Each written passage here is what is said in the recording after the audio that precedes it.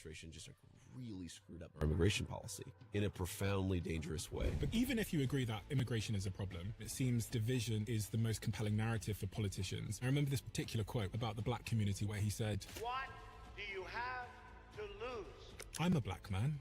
I feel like I've got things to lose. And my concern is when the Western narrative is that it's the brown people that are the reason that your life is hard, or like Mexicans and murderers. If I heard that from my political leaders, it's conceivable that I might be angry at my neighbor, even though they've done nothing. But let me just say, very often what the president is accused of saying, he didn't say it, or there was much greater context. You wouldn't have said that. But I think, well, the president and I certainly have way different styles. But Donald Trump is much different as a human being than the media makes him out to be. But back in 2016, there was a private message between you and a roommate where you said Trump was either a cynical asshole or America's Hitler.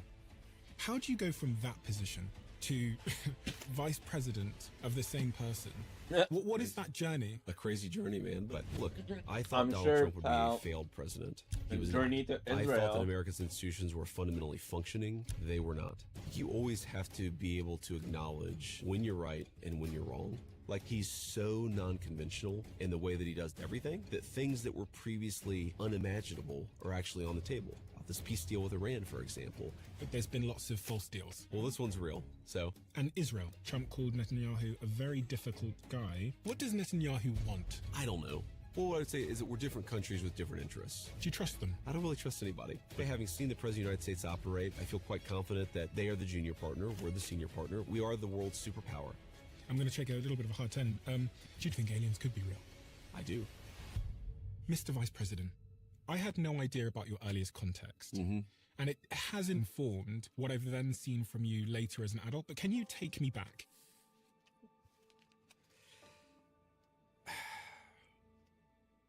The emotion's still right on the surface for you. Very much so. This is super interesting to me. My team give me this report to show me how every single week, every single month, we fight harder and harder for the Vice President. And it says, of all the things, I have your book here. Okay. And it says, of all the things that I hated about my childhood, nothing compared to the revolving door of father figures. I hated the disruption, and I hated how often these boyfriends would walk out of my life just as I began to like them.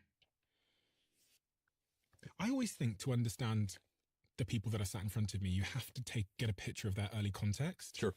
And I had no idea about your earliest context. And it has in some respects informed what I've then seen from you later as an adult. But can you take me back to your earliest context and explain that quote for me? Yeah, so I was raised in a very working class town, very working class family. Yeah, this is a photo of me when I was a little kid here. And my family, like a lot of other families in similar circumstances, we struggled. We struggled to adapt to middle class life. Yeah, this is my sister and my grandfather. It's interesting, my grandfather had very low formal education. He graduated from high school. My grandmother actually left school when she was 13. Very religious people, particularly my grandmother. But, you know, they struggled pretty much economically for most of their lives. My grandfather died when I was 13. I think my grandmother died when I was 20. And, you know, this is probably not even a year before she died. And I was about to go to Iraq, and she was very old and frail. And this is one of the last photos of the two of us. And this is really the woman who raised me, because you raised the revolving door of father figures. So Mom, amazing person. She's been clean and sober for now 11 years. But she was in the throes of a pretty bad addiction problem for much of my childhood. And so this was kind of my savior. This was the person who stepped in and made sure I had a stable life to the extent that I did. And your grandmother, she got pregnant at 13. Correct. And she had a miscarriage at that age? Yeah, that's right. So think about this. Eastern Kentucky, you're talking about the hills of an extremely impoverished, very rural part of the United States of America. And so, you know, she is dating my grandfather, who I think at the time is 16. She's 13. So these are children. She gets pregnant. They moved to Ohio for more opportunity because you just couldn't build a good life for yourself. There weren't enough good jobs in that part of the world. And she had a miscarriage. So like the thing that brought her out of her home, I think hastened them getting married. I don't think they would have gotten married at 13 and 16 were it not for this unplanned pregnancy. You know, she was kind of in it then. So they're married. They have a very chaotic marriage, an abusive marriage in a lot of ways. But they have 3 kids, my mom, my uncle, my aunt. And the story of our family is in some ways some of us were able to kind of break the cycle and some of us weren't. And part of what motivated me to write that book was trying to understand why is it that life worked out for some of us and didn't work out for others. So your biological father, yeah, he put you up for adoption. So he did. So I was adopted by a man when I was 5 or 6 years old by the name of Robert Hamill. And he became, and it's still technically, if you look at my birth certificate,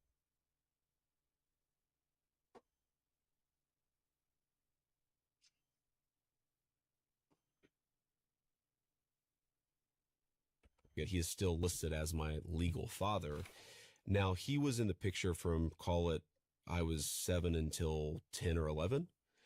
And then he and mom got divorced. He still stuck around for a little bit after that. But by the time I was 12 years old, he was just gone. Never talked to him again, never saw him again. And am I right in thinking this is the third man in your life at this point? Because your sister, Lindsay, comes from a different father. That's right. So her father, a very good guy. She's 5 or 6 years older than me. And so he was the first of my mother's husbands. And then my dad, my biological father, was number 2. And then my legal father was number 3. And then, things sort of got a little quicker from that point forward. So there was more turnover, let's say, in the relationships at that point forward. There was also a guy called Matt thereafter at 13 years old that your mum had met. Yeah. Good guy. Very close to him. He actually is very political. And so he and I reconnected a little bit over our shared interest in politics. But he was just a good, hardworking guy. He was only around for maybe a few years, probably less than that of my life. But he was a significant and positive force. In your book, page 124, you say living with mum and Matt, which is when you were 14 years old, was like a front row seat to the end of the world. Yeah. Well, it was just chaotic, right? I mean, things that I thought of as normal that I later realized and, talking to my wife or talking to friends, that just a level of relationship instability. Fighting, people throwing stuff. If the fights get really bad, some person throws a plate at somebody else. Again, it sounds, even talking about it now, kind of crazy, but it was pretty normal back then. And, sometimes it was worse and sometimes it was better, but there was a sense in which relationships were always just kind of chaotic.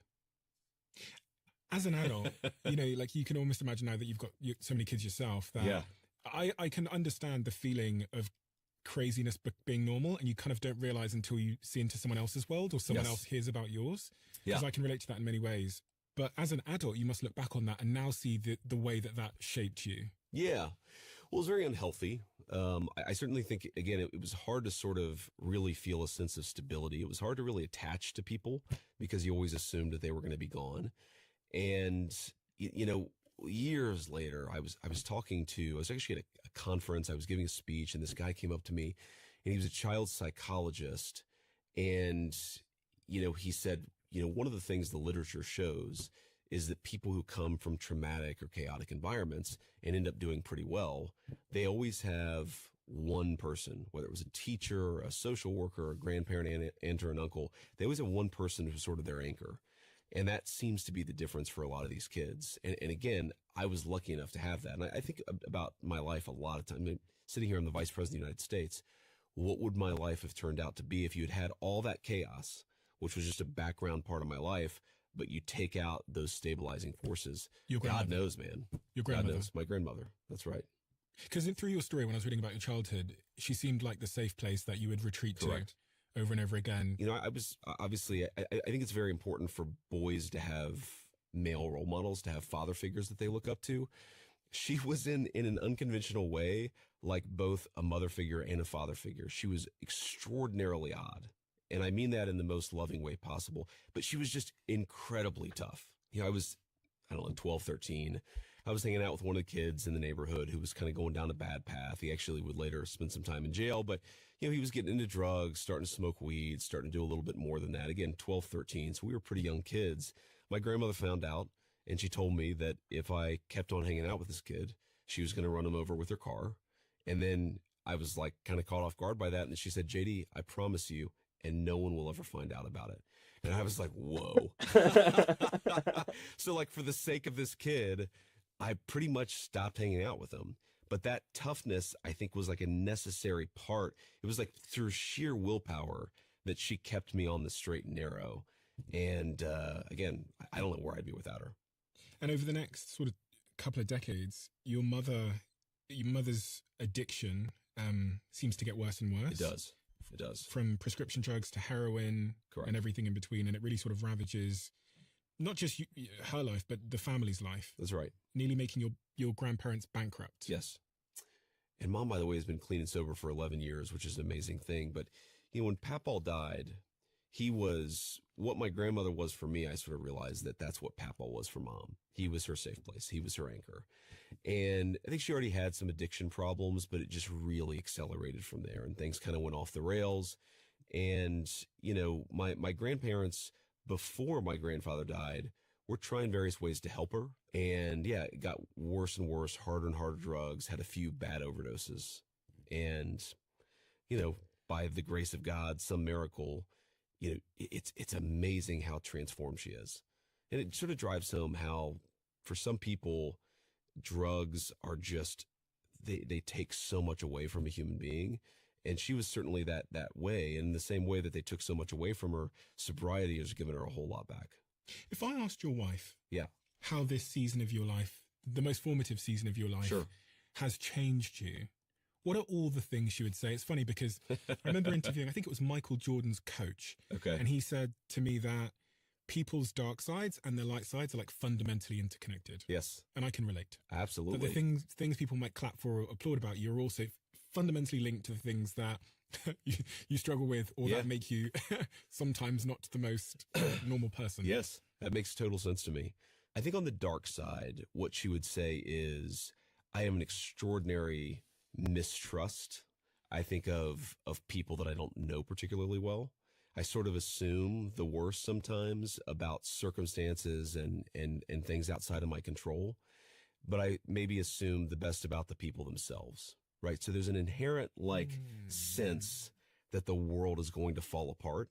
I think that's a very true thing. I mean, even in our marriages, it would be hard to imagine. I'm not saying, all marriages are work, but it would be hard to imagine like a marriage that was more successful and more happy than ours. Our kids are doing great. They're healthy.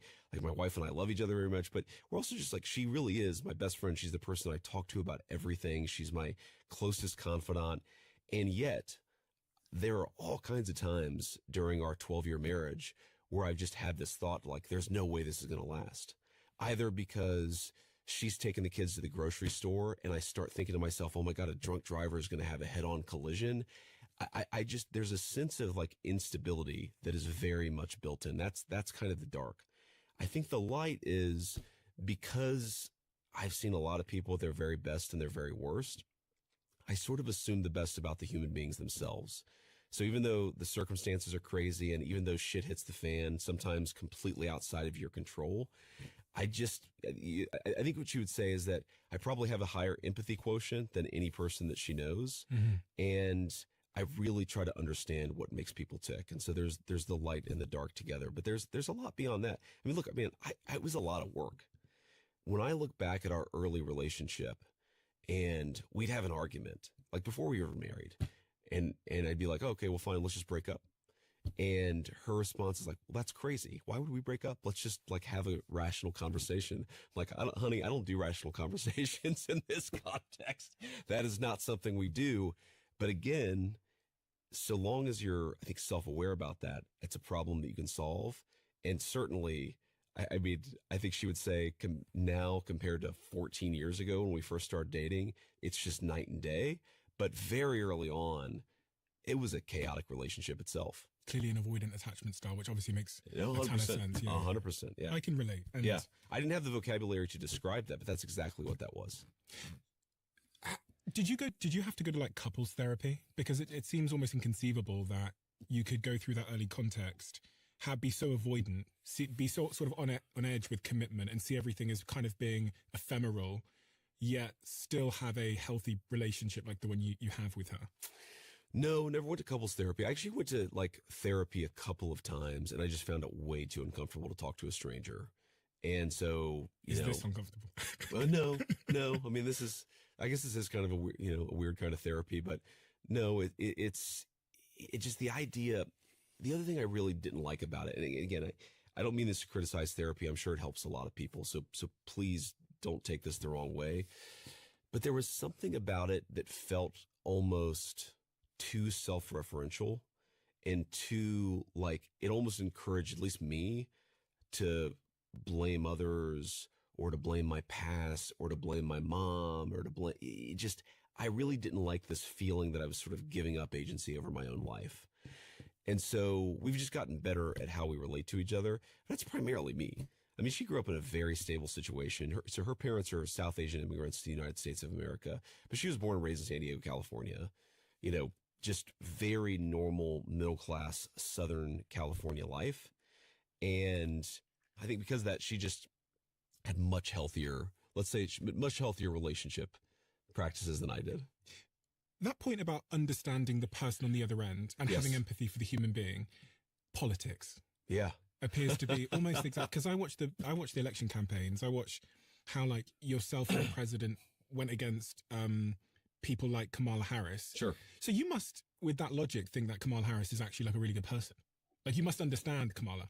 I don't have, I wouldn't say that I understand her. I would say that I just don't have this animosity towards people on the other side. But is that not like sort of implicit in the job itself, that you have to point out their faults? And yeah, you do. Yeah, no, absolutely. But I think you can be sort of rational about it. You can be cerebral about it. Certainly there are things the other side does that annoy me. But, you know, like my fundamental bias is that just most people are good people. And to the extent that they do something you disagree with, it's either because they screwed up on something or because they made a mistake, or I've always been like this. I've always been more charitable about other human beings. And I don't know, again, maybe I do that too much. Maybe I'm too charitable, but I'd rather be too charitable than too cynical about human beings. Cause you talk about a screwed up perspective to take into politics. If you're always cynical about other people's motivations, man, you're going to be in a very, very bad spot. I actually think the same about interviewing, remarkably, because absolutely. I meet so many people from so many different. Of course. And one of the things that I've come to learn is just try and meet everybody as I experience them versus especially when I'm interviewing politicians, I just want to meet them as I experience them versus thinking about how they've been framed or whatever. Yeah. And it's actually made me much more empathetic because, again, obviously we all have preconceptions, and then you meet someone and you go, oh, they are a family person. They care about X, Y, and Z. They care about the same things. They just disagree about pathways. Yeah, of course. But politics seems to be like, the sort of game of politics to me seems to be like paint the other side to be malicious. Well, I think the game of politics, I mean, fundamentally, you're making a pitch to people, right? It's not about Kamala Harris or Donald Trump or J.D. Vance or Tim Walz. It's about the American people, right? And fundamentally, to make that sales pitch, you have to say, what's better about this product? What's worse about the other product? Mm-hmm. So that is just inherent. But again, I think you can do that.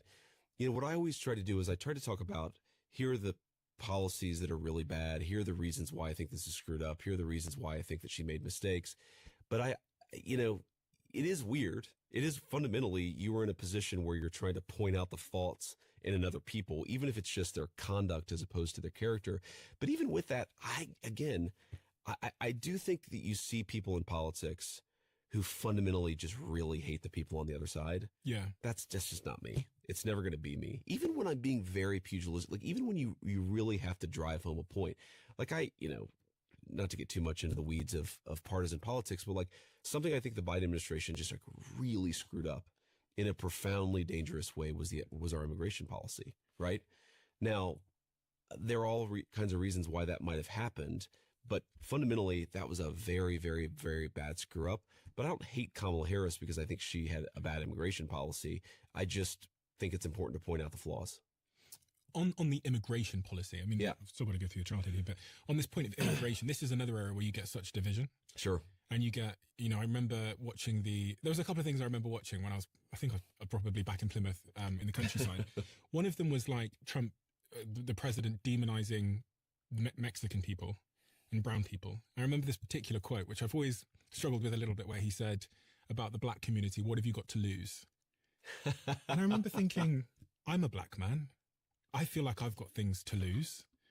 That kind of narrative about those individuals, that broad strokes sort of demonization of them, would make people's lives harder and feels unnecessary. Even if you agree that immigration is a problem, the sort of like skin color or religion or like Mexicans, rapists and murderers might galvanize in the near term, but in the long term is probably going to sow division. And that's probably net negative for society. Well, one thing I'd say just about anything that I've ever heard the president say that's then refracted through the lens of social media or